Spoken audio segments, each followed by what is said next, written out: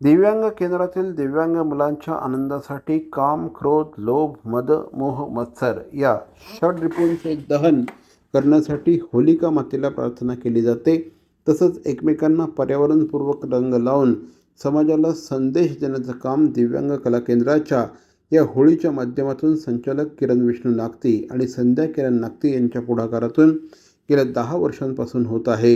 यंदा देखील दिव्यांग कला केंद्राच्या विशेष मुलांच्या या व विशेष होळी रंगपंचमीचं आयोजन करण्यात आलं.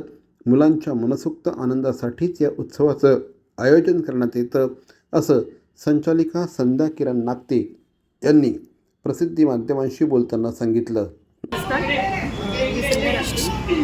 हे होळीचं आपलं दिव्यांग कला केंद्राचं 10वं वर्ष आहे. मुलांसाठी आपण खरं तर ही होळी आयोजित केलेली आहे. या मुलांनाही होळीचा आनंद घेता यावा, रंगपंचमीचा आनंद घेता यावा म्हणून खरं तर आपण ही होळी साजरी करतो मुलांसाठी. आणि मुलांचा आनंद तुम्ही बघताय, प्रत्येकजण उत्साही आहे, आनंदी आहे.